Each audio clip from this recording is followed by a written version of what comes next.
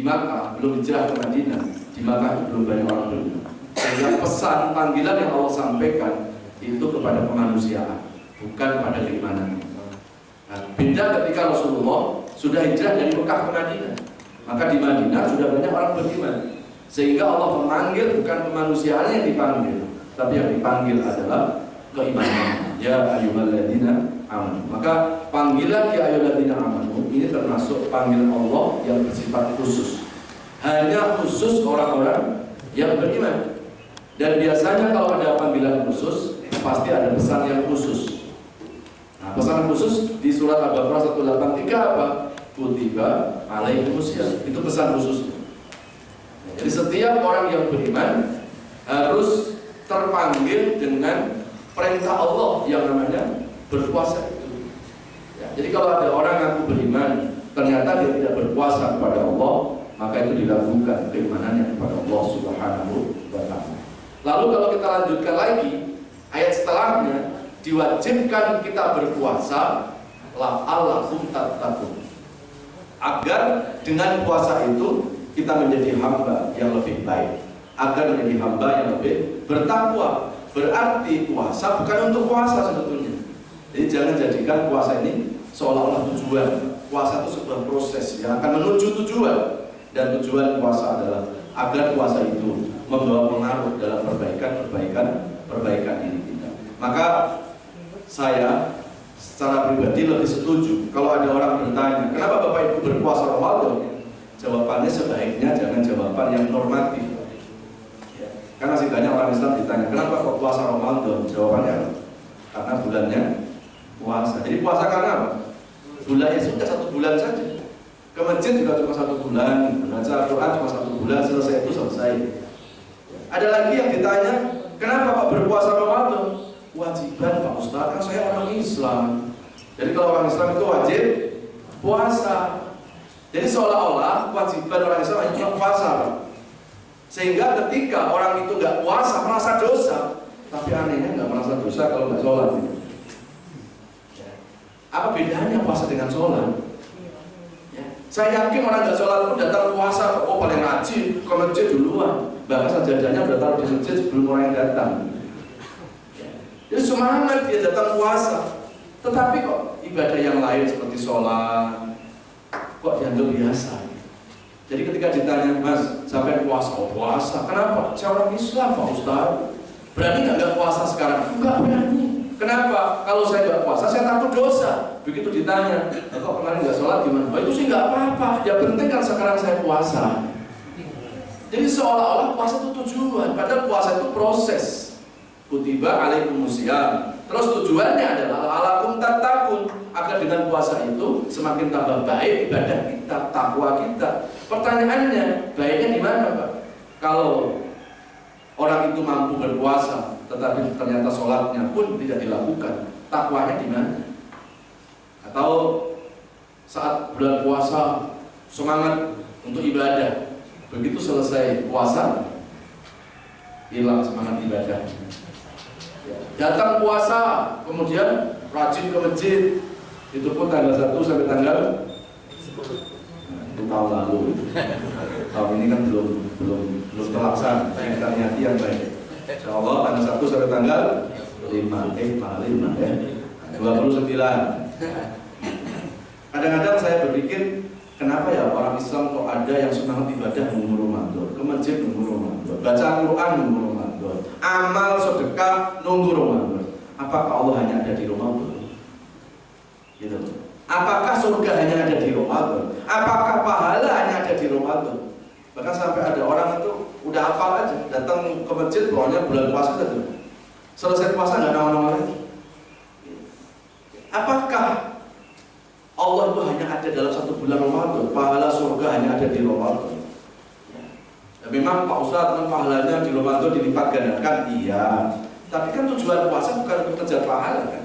Tujuan puasa kan la'allakum tattaqun, agar dengan puasa itu kita menjadi hamba yang bertakwa. Nah, takwanya di mana itu? Kalau Ramadan rajin ke masjid, selesai Ramadan nggak ke masjid, lebih baiknya di mana? Padahal tujuan puasa itu kan agar lebih takwa. pahala sebaiknya jadikan motivasi saja, Pak. Jangan jadi tujuan. Surga itu juga harusnya apa? Jadi apa? Motivasi saja untuk menyemangati gitu. Tapi begitu sudah ibadah, lupakan itu. Yang kita tuju hanya mardhatillah, hanya ridha Allah Subhanahu wa taala. Saya yakin, Pak, kalau orang itu ibadah hanya ngejar surga, hanya ngejar pahala, biasanya ibadah itu nggak bertahan lama. Tapi kalau ibadah itu semata-mata karena Allah, pasti akan istiqomah. Dia nggak peduli mau Ramadan nggak Ramadan, ke masjid aja. Karena ibadahnya memang untuk Allah, dan Allah bukan cuma hanya satu bulan Ramadan. Ya, ini yang perlu sama-sama kita luruskan, Pak, supaya puasa kita ini jangan tahun ke tahun cuma seremonial. Jangan puasa kita ini tahun ke tahun hanya menggugurkan kewajiban, tetapi nggak sampai pada la'alakum tattaqun. Jamaah sekalian yang dirahmati Allah, maka saya secara pribadi lebih setuju kalau ada orang bertanya, kenapa Bapak Ibu berpuasa Ramadan? Jawabannya jangan jawaban normatif tadi, tapi jawabannya adalah kenapa saya berpuasa? Karena saya ingin jadi orang lebih baik. Targetnya jelas gitu. Kalau Ramadan ke masjid, ya setelah Ramadan pasti lebih datang ke masjid, karena kan tujuan lebih baik gitu. Jadi begitu selesai Ramadan nggak merasa puas. Alhamdulillah Pak Ustaz, sudah selesai Ramadan, sudah selesai khatam Quran, kayaknya udah pantas deh saya ini masuk surga Pak Ustaz. Ya. Ini masih banyak Pak. Bahkan ada orang berpuasa subuhnya kesiangan. Ya merasa nggak apa-apa juga. Kan udah jelas sahur ini udah mepet subuhnya. Karena mentang-mentang besok kerja, habis sahur tidur lagi, Pak. Namanya perut kenyang kan. Bangun-bangun jam 7. Ditanya, loh Mas, kok subuhnya kesiangan? Nggak apa-apa. Loh, nggak apa-apa, gimana itu ninggalin sholat? Nggak apa-apa. Yang penting kan saya hari ini puasa. Coba itu. Jadi seolah-olah rukun Islam itu cuma hanya puasa tok itu. Padahal bedanya apa sholat dengan puasa? Kalau kita mau membuat presentasi, justru sholat itu lebih dari semua ibadah. Karena jelas hadisnya kan, as-sholatu awwalu ma yuhasabu bil abdu as-sholat. Pertama kali yang ditanya Allah itu nanti bukan puasa kita, sholat kita. Tapi anehnya orang takut dosa ninggalin puasa, tapi nggak takut dosa ninggalin sholatnya. Mulai tahun ini puasa bukan untuk puasa, puasa harus untuk meningkatkan takwa kepada Allah Subhanahu. Nah, kemudian saya mengambilkan ayat yang lain yang redaksinya beda, tapi esensinya sama. Tadi kan Al-Baqarah 183, sekarang kita buka Al-Baqarah ayat 21. A'udzubillahi minasyaitonirrajim. Bismillahirrahmanirrahim. Ya ayyuhan nasu 'ubudu rabbakumul ladzi khalaqakum walladzina min qablikum la'allakum tattaqun. Sudah tadi Al-Baqarah 183 bicara tentang puasa. Tujuannya apa tadi? La'allakum tattaqun. Terus kita buka Al-Baqarah ayat 21. Bicara lebih umum, bukan hanya puasa. Wahai manusia, ibadahilah Allah. Berarti gak cuma bicara puasa, semua ibadah. Dengan sholat, apakah itu ngaji, apakah itu umroh, apakah itu haji. Ibadahilah Allah yang menciptakan manusia. Dan tujuan ibadah itu semuanya adalah la'allakum tattaqun, agar ibadah itu menjadikan kita semakin menjadi hamba yang lebih bertakwa, yang menjadi hamba yang lebih baik. Berarti nilai ibadah ada di mana? Bukan hanya pada ibadahnya. Jadi kalau kita sudah sholat, sebaiknya jangan puas dulu. Setelah sholat, coba cocokkan itu sama surat Al-Baqarah 21 ini. Kalau ibadah itu tujuannya agar lebih baik. Nah sekarang lihat, sebelum dan setelah sholat ada nggak perubahan diri kita? Kan jarang, kita mikir kayak gini jarang. Yang penting kalau orang sholat, habis sholat udah merasa alhamdulillah pasti masuk surga. Padahal nilai sholat, nilai ibadah akan dilihat. Mampu nggak ibadah itu membawa kesolehan diri kita? Kalau seorang istri, dia sudah sholat, dia sudah puasa, paling nggak efek puasa sholatnya menjadikan istri tambah soleha. Harusnya ke sana larinya. Efeknya harus membawa perbaikan. Kalau seorang suami, dia sudah berpuasa, harusnya efek puasa menjadikan suami tambah sayang sama keluarga. Kalau seorang anak dia sudah berpuasa, harusnya anak itu tambah berbakti sama orang tua. Kalau warga sudah berpuasa, seorang warga sudah berpuasa, harusnya efek puasa menjadikan warga itu nggak apatis di tengah masyarakatnya. Dia bisa bersilaturahmi, dia bertetangga baik dengan kanan kirinya. Harusnya ke sana gitu. Jangan sholat seolah-olah apa?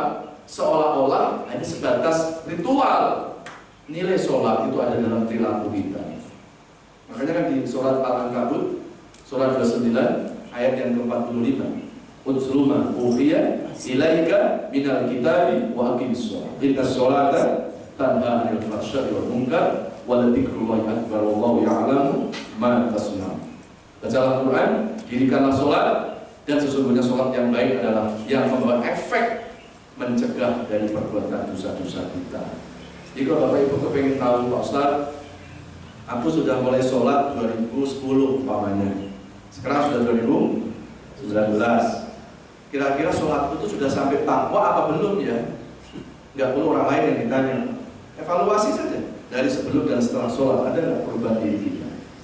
Kemudian ada orang mulai sholat 2010, ingat-ingat saja. Sebelum 2010 itu saya masih senang bohong, saya masih senang fitnah, saya senang gosip, saya senang korupsi. Itu sebelum sholat.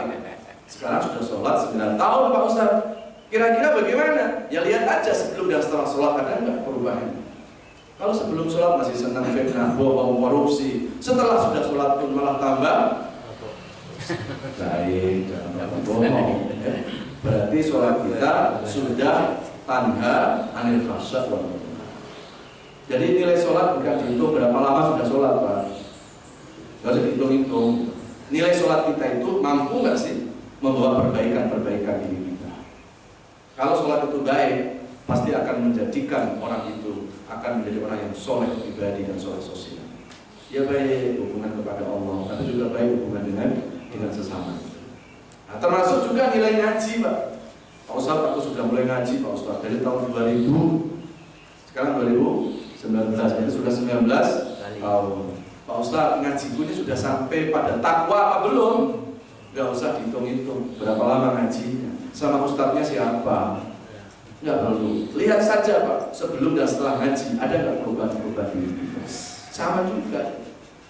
Jadi kalau sebelum ngaji senang berbuat dosa, setelah ngaji malah tambah dosa. Yang datang di pengajian itu baru fisiknya, hatinya belum datang. Karena kalau orang itu hatinya hadir saat ibadah, saat mengaji Pak, pasti efek ilmu itu akan membawa perubahan. Tadinya orang kasar jadi lembut, itu ilmu Pak. Tadinya orang lembut jadi tambah lembut, tambah kasar. Jadi harusnya ilmu ini kan sebagai perhiasan, sebagai aksesoris yang akan membawa kebaikan-kebaikan buat manusia.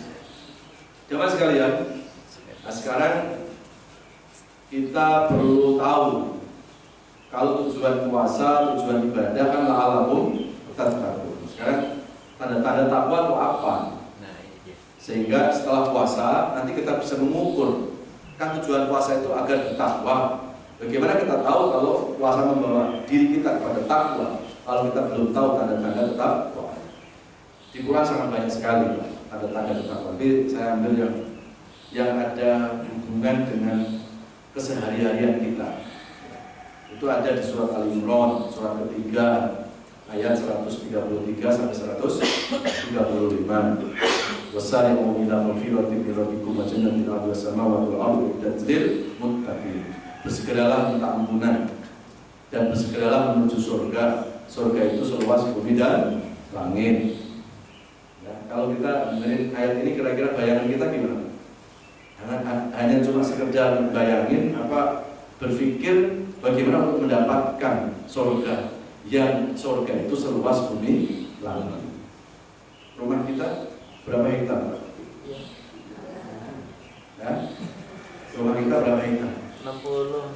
Nah, 60 hektar ya. Alhamdulillah. Pak kilometer 60 hektar kayaknya. Nanti rumah masa depan kita berapa? Hanya 2 hektar. Surga Pak, di Quran tadi seluas bumi dan langit. Sudah tahu nggak ujungnya langit? Sudah tahu nggak ujungnya bumi ini? Jakarta, Papua itu 9 jam.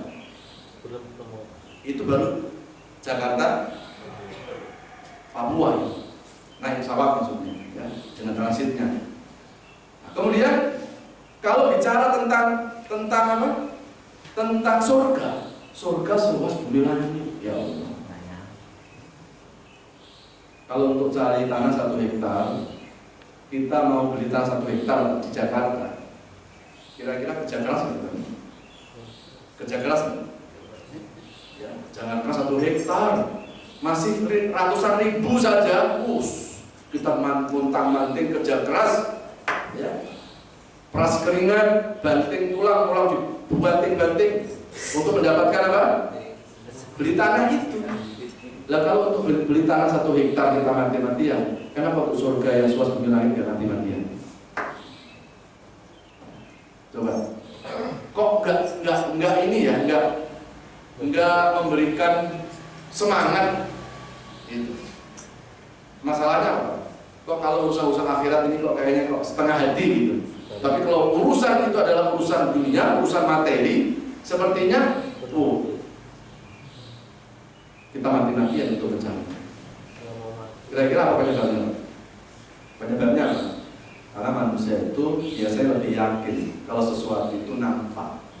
Surga kan enggak? Surga kan enggak? Nampak.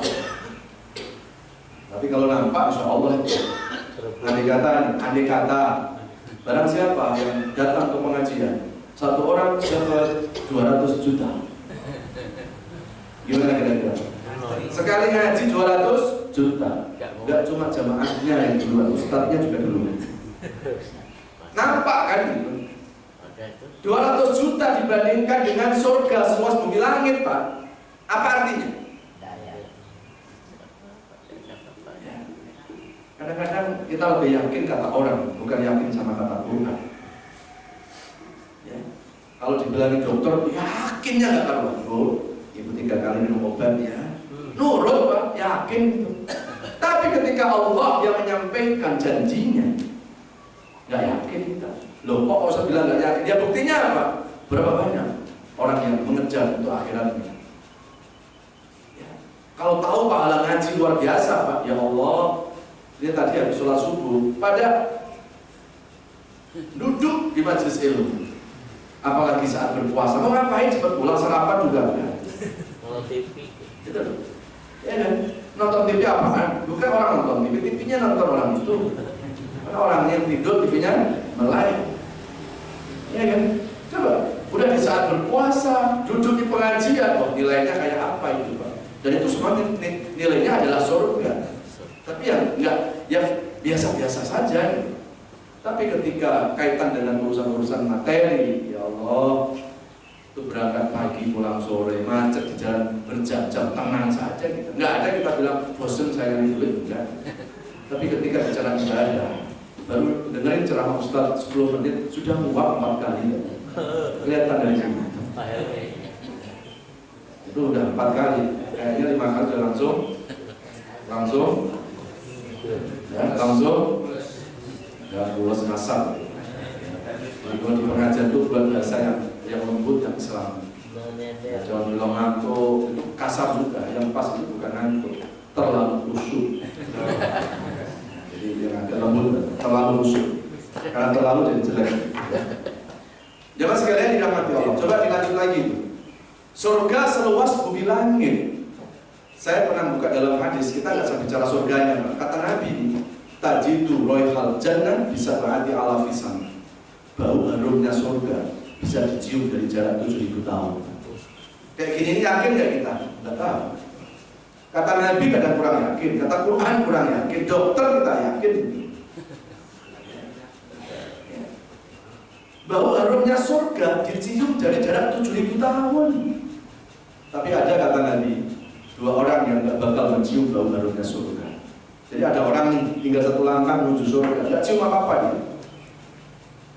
Siapa itu? Kata Nabi, uqul walidain wa qatil rahim. Anak yang durhaka sama orang tua dan orang yang memutuskan silaturahim. Nggak bakal mencium bau harumnya surga. Mencium enggak, apalagi masuk surga. Maka ketika anak-anak ingin masuk surga, surganya anak itu ada di ridho orang tua. Tapi hari ini kan banyak anak-anak cari surga jauh-jauh. Ya, padahal ketika hari ini anak masih punya orang tua itu surga. Apalagi orang tua tinggal di rumah anaknya, nggak perlu anak cari surga jauh-jauh. Sudah ada orang tua di dalam rumah, berarti itu adalah surganya di rumahnya. Yang kedua, mutusin silaturahim. Hari ini sama kayak mindset tentang puasa itu. Memutusin silaturahim dianggap biasa. Takut dosa nggak sholat, tapi nggak takut dosa itu mutusin silaturahim. Ya. Berani nggak ikut sholat? Berani nggak ikut baca sholat subuh hari ini? Nggak berani Pak Ustaz. Kenapa? Saya takut dosa. Gak baik tetangga itu udah 2 tahun gimana? Itu sih biasa Pak Ustaz. Padahal mutusin silaturahim nggak bakal mencium bau harumnya surga. Oleh karena itu, Ramadan ini harus menjadi momentum kita untuk saling berjabat tangan, berangkulan. Mungkin sebelum puasa ada ketegangan karena tidak pilpres, sudah selesai Ramadan, selesai pilpres ini, yuk kita berangkulan. Kita sudah melakukan ikhtiar yang terbaik. Serahkan kepada Allah. Persaudaraan harus kita cari. Ya, pilpres itu musiman dan persaudaraan adalah abadi. Jangan hanya gara-gara musiman abadi dikorbankan. Apalagi suami istri sampai cerai. Di Kalimantan itu suami istri sampai apa? Cerai. Padahal ketika suami istri cerai, yang jadi presiden apakah suaminya? Suaminya pasti jadi duda, istrinya jadi janda, anaknya jadi yatim. Yang jadi presiden siapa? Oh no.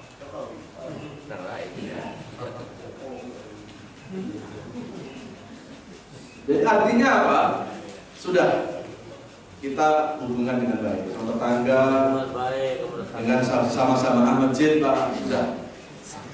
Gak usah bingung-bingung, gak usah repot-repot kita. Yang jelas pilihan kita itu ada pertanggungjawaban di hadapan Allah. Hati-hati. Kalau salah pilihan kita ada pertanggungjawaban di hadapan Allah. Ketika kita sudah melakukan kesalahan. Jamaah sekalian dirahmati Allah Subhanahu wa taala. Kemudian U'id dan selil muttaqin. Surga disediakan buat orang-orang yang bertakwa. Nah, ini clear kan? Kenapa puasa untuk takwa? Kenapa ibadah untuk takwa? Karena dengan takwa insya Allah dapat surga. Ayatnya itu jelas. Surga disediakan buat orang yang bertakwa. Nggak ada tuh kalimat surga disediakan buat yang puasa, enggak? Yang takwa. Ya. Jadi berarti puasa jangan cari surga, puasa cari takwa. Puasa jangan cari pahala, puasa cari takwa. Kalau udah takwa pasti dapat surga. Dan siapa orang bertakwa itu? Alladzina yunfiquna fis-sarra'i wad-dharra. Orang-orang takwa itu adalah orang-orang yang dermawan. Apa sih dermawan itu? Dermawan itu memberi tanpa diminta. Ini masjid belum jadi, nggak usah panitia datang ke rumah, udah langsung ngasih. Itu dermawan. Tapi kalau pakai diminta belum dermawan. Ya orang sedekah saja. Jadi levelnya tinggi dermawan itu. Ya. Kemudian yang kedua, tanda-tanda dermawan itu siapa? Memberikan sedekah, bukan di saat lagi banyak uang. Sempit pun dia kasih sedekah. Dia sedekah bukan lagi dalam keadaan lapang. Sempit pun dia bersedekah. Dia sedekah bukan di saat lagi banyak duit, tapi di saat dia susah, nggak bisa lihat orang susah, dia bantu orang susah. Itu orang bertakwa kepada Allah Subhanahu wa taala. Dan puasa itu mendidik kita supaya kita menjadi orang yang dermawan. Saya mau tanya Bapak Ibu, yang kita rasakan saat berpuasa apa Pak? Yang paling terasa saat berpuasa itu apa? Lapar, haus. Yang biasa lapar siapa? Bukan orang berpuasa. Puasa cuma 1 bulan. Yang biasa lapar itu orang miskin, Pak. Maka 1 bulan kita dididik oleh Allah untuk merasain yang dirasain sama orang miskin itu. Jadi Allah kepengen memberitahu, enak gak jadi orang lapar? Gak enak ya Allah. Enak gak jadi orang haus? Gak enak ya Allah. Kalau engkau ngerasain bahwa lapar haus itu gak enak, kan itu udah orang lapar. Ya, supaya puasa itu bukan hanya sekedar ibadah, tapi ada pesan sosial. Ya Allah, saya puasa ya Allah. Ternyata 1 bulan lapar tuh nggak enak ya Allah. Padahal saya puasa, bukan karena tak ada uang. Bagaimana orang-orang miskin yang dia bukan 1 bulan perutnya lapar, setiap hari dia lapar ya Allah. Kalau lapar ini nggak enak ya Allah, maka aku bantu mereka yang biasa lapar. Kan itu sebetulnya pesannya. Jadi kalau setelah puasa malah nambah pelit 6.000 setan, berarti nggak baca surat Al-Imran 134. Loh, laparnya itu nggak bisa membawa edukasi. Justru ketika kita lapar kan baru kita tahu, Pak, ya Allah, lapar itu nggak enak ya. Oh, kalau nggak enak, itu aku akan bantu orang-orang kampung yang biasa lapar. Maka kan puasa diakhiri dengan zakat fitrah. Itu kan bentuk kepekaan sosial juga. Berikan bantuan orang lain, sedekah zakat kepada orang. Dan kemudian pesan dari puasa itu juga memberikan edukasi supaya kita nggak cengeng menghadapi kesulitan. Jadi kita dididik selama puasa itu supaya menjadi orang yang tahan banting. Ya. Orang yang biasa lapar itu orang miskin kan, Pak? Ya kan? Yang biasa lapar itu orang miskin. Ya. Maka kita dididik oleh Allah untuk berlatih jadi orang miskin. Supaya suatu saat Pak, andai kita jadi orang miskin, kita nggak putus semangat. Karena hari ini banyak orang hanya siap jadi orang kaya, tapi nggak siap jadi orang miskin. Akhirnya karena nggak siap jadi orang miskin, korupsi. Ya, segala sesuatu kepingin instan. Padahal instan cuma mie sama kopi saja. Ini hidup kepingin instan semua. Ya. Kenapa? Karena kebanyakan orang hanya siap jadi orang kaya, nggak siap jadi orang miskin. Maka dengan kita berpuasa, kita dilatih oleh Allah supaya siap menghadapi kesulitan. Kemudian yang kedua, wal kadhibina wal. Orang yang bertakwa itu orang yang menahan marah. Sholatnya jalan terus, tapi marahnya juga. Berarti takwa nggak cukup sholat toh. Takwa juga bisa mengendalikan marah. Bahkan ada sahabat datang kepada Nabi, usini ya Rasulullah, usini bi amalin tidak amiluhu dakhatul jannah. Tolong ya Rasul, berikan amalan kepada kami. Kalau amalan itu kami lakukan, kami akan masuk surga. Apa jawab Nabi? Qala la taqul, jangan marah. Apalagi Rasul, jangan marah. Apalagi Rasul, jangan marah. Sampai 3 kali Rasul jawab. Kalau masuk surga jangan marah, jangan marah, jangan marah. Jadi surga itu takut sama orang tukang marah. Ya, surga itu nggak mau dimasuki dengan orang tukang marah. Ya, hobinya marah. Kalau sehari nggak marah, katanya mulutnya gatel. Ya. Kemudian yang ketiga adalah wal afina 'anil nas. Orang yang mudah memaafkan kesalahan orang lain. Ya. Jadi orang bertakwa itu nggak mudah dendam. Ngapain kita dendam? Dendam itu menyiksa diri. Ibu dendam sama orang yang dendam bisa tidur pulas. Tapi yang dendam kapan nggak bisa tidur. Satu, merugikan diri. Dan dendam itu bisa melahirkan sifat hasad. Dan hasud, dengki, membenci itu bisa menghapuskan kebaikan seperti api memakan kayu bakar. Iyyakum wal hasad, fa innal hasad taqulul hasanat kama taqulun nar al-haqq. Jauhilah sifat dendam, sifat hasud, karena sifat hasud itu akan menghapuskan semua kebaikan sebagaimana api makan kayu bakar. Kelak pada hari kiamat, Pak, ada orang pede, tahu pede? Percaya diri, bangga menghadap Allah. Begitu ketemu Allah, langsung dia nuntut, ya Allah, mana pahala sholatku? Mana pahala ngajiku? Mana pahala puasaku? Kata Allah, pahala yang mana? Loh, dulu kan saya rajin sholat, dulu saya rajin taklim, dulu saya rajin beribadah. Mana pahalaku ya Allah? Kata Allah, nggak ada. Loh, kenapa nggak ada ya Allah? Pahala kebaikanmu sudah terhapus oleh sifat dendam, oleh sifat hasudmu itu. Itulah kalau dalam hadis disebut al-muflis, orang yang pailit, orang yang bangkrut. Mau kayak begitu enggak, Pak? Sekalian kita nggak punya amal, terus nggak pakai nuntut gitu. Ini udah merasa punya amal, di hadapan Allah nggak ada pahalanya sama sekali. Karena kita punya dendam. Maka wal afina. Kalau kita buka di Quran, ada 2 redaksi bahasa yang berbeda. Ada bahasa al-afin, ada bahasa al-afwa. Kalau al-afin itu memaafkan. Kalau al-afwa itu pemaaf. Khudil afwa wa'mur bil urfi wa'arid anil jahil. Jadilah orang itu pemaaf. Tuh, bedanya apa dengan memaafkan? Kalau memaafkan itu bisa jadi orang yang menyakiti sudah minta maaf, kita sudah maafin. Kalau pemaaf, kita disakiti sama orang. Orang yang nyakiti kita belum minta maaf, sudah kita maafin duluan. Dan belum tentu orang itu tahu. Kita langsung bicara sama Allah. Ya Allah, tetangga menyakiti aku maafin ya Allah. Ini akhlak Rasulullah. Ya. Kalau orang mudah maafin kesalahan orang, insya Allah Allah pun akan mudah maafkan kesalahan kita. Setelah habis sholat yang kita baca apa? Habis sholat yang kita baca apa? Astagfirullah. Itu minta ampun kepada siapa? Berarti kita merasa banyak dosa sama Allah kan? Terus kita minta ampuni ya Allah, jangan dendam. Kita punya salah, kita ingin diampuni sama Allah. Tapi orang punya salah kita nggak maafin dia, nggak fair. Kalau mau dimaafin sama Allah, ya maafin orang lain. Kemudian yang keempat, waladina idza fa'alu fahisha. Orang-orang yang ketika berbuat dosa, datarullah, langsung ingat Allah, fastaghfiru dzunubihim. Kemudian minta ampun kepada Allah, dan setelah itu walam yusiru ala ma fa'alu wa hum ya'lamun. Dia akan mengulangi dosa-dosanya lagi.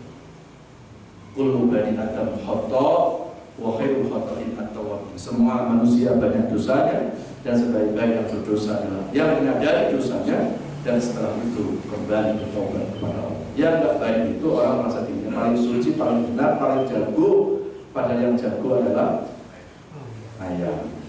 Paling super, yang super Beras. jamaah sekalian yang dirahmati Allah. Yang terakhir, tadi tanda-tanda takwa. Sekarang kita akan lihat ayat yang menjelaskan tentang manfaat takwa. Al-Anfal surat ke-8 ayat 29. A'udzubillahi minasyaitonir rajim. Bismillahirrahmanirrahim. Ya ayyuhalladzina amanu in tattaqullaha yaj'al lakum furqana wa yukaffir 'ankum sayyi'atikum wa yaghfir lakum wallahu dzul fadlil 'adzim. Surah Al-Anfal surat ke-8 ayat 29. Coba dilihat ya. Wahai orang-orang yang beriman, jikalau kalian benar-benar bertakwa, Allah akan berikan furqan, Allah akan menghapus kesalahan, Allah akan mengampuni dosa-dosa kalian. Jadi manfaat takwa apa? Allah akan memberikan furqan. Furqan itu apa sih? Kalau kita buka dalam tafsir, furqan itu tafsirnya adalah al-farqu bainal haqq wal batil. Atau kalau pakai bahasa yang sederhana, penjagaan Allah, pemeliharaan Allah kepada hamba yang dicintainya, sehingga hamba itu terhindar dari perbuatan-perbuatan batil, perbuatan-perbuatan dosa. Jadi Allah nggak rela kalau hamba ini sampai melakukan perbuatan-perbuatan dosa. Saya teringat Pak, satu kisah yang terjadi pada seorang sahabat Nabi, yaitu sahabat Abu Bakar As-Siddiq. Kenapa dijuluki As-Siddiq, Pak? Karena ketakwaannya, keimanannya yang sudah siddiq, yang sudah benar teruji. Ya. Ketika Rasulullah wafat, yang mengganti kepemimpinan siapa saat itu? Abu Bakar As-Siddiq yang menjadi khalifah. Kebiasaan beliau setiap pagi selalu minum susu onta 1 gelas, dan itu juga dilakukan oleh Rasul.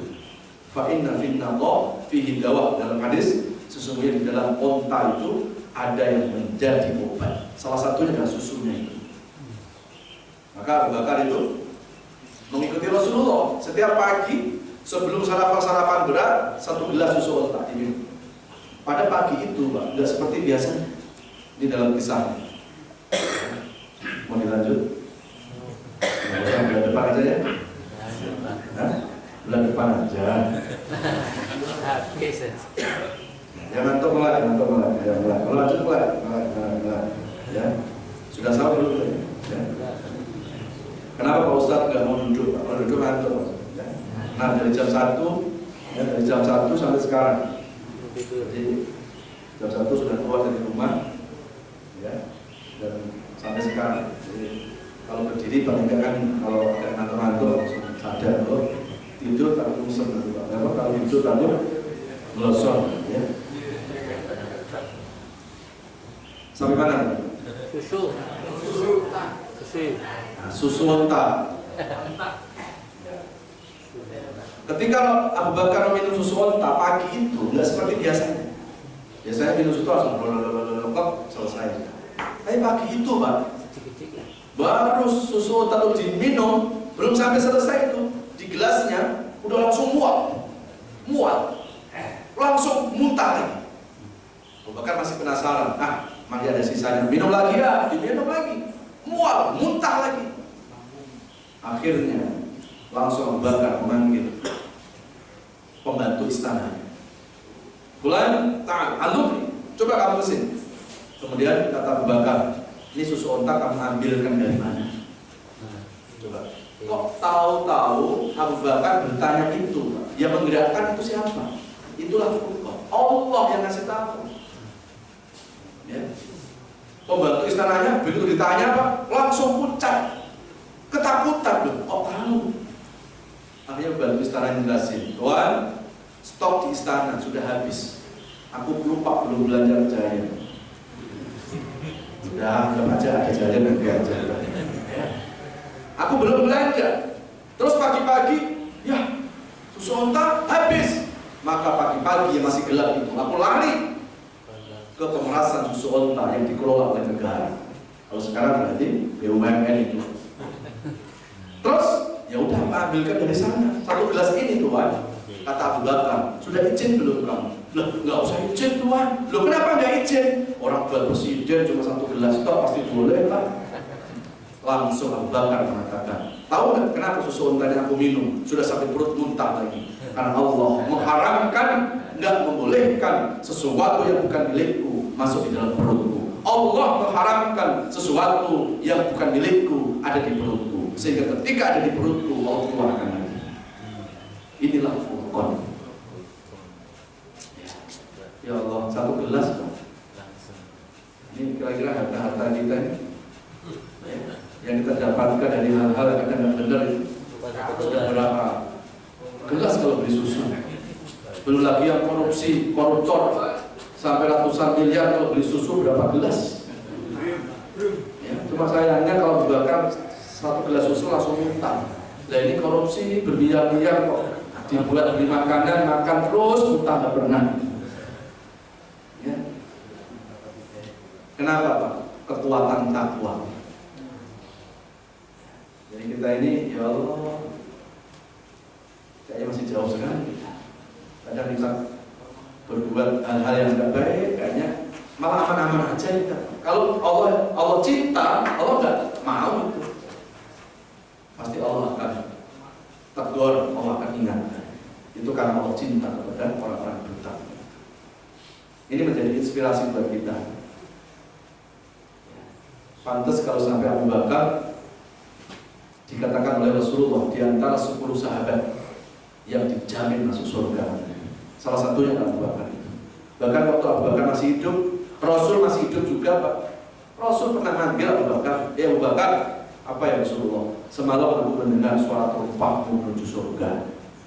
Orangnya masih ada. Kenapa? Ya kayak begitu ibadahnya. Cuma hanya satu gelas saja, kalau itu bukan miliknya, nggak mau dimasukin perut Pak. Ini kadang yang kita bawa pulang ke rumah bukan cuma makanan saja, jangan-jangan rumah kita, baju kita, makanan yang kita masukkan ke perut bawa. Ya, mudah-mudahan bisa ini menjadi inspirasi buat kita. Ya, mudah-mudahan puasa yang kita lakukan akan membawa pengaruh takwa. Amin ya rabbal alamin. Saya kira itu dulu Pak. Mohon maaf lahir batin.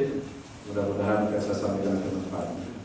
Dan yang jawab kita undang bulan berikutnya.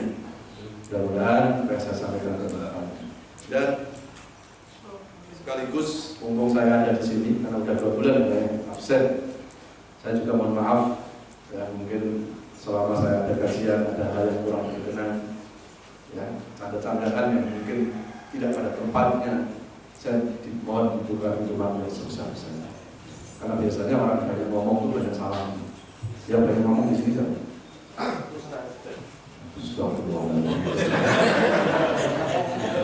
Orang-orang banyak jawab kayak gitu. Jangan mau dikencengin, semakin banyak merasa salah kalau itu. Atau nanti akan datang, saya datang, gak usah pakai ngomong dia. Ya.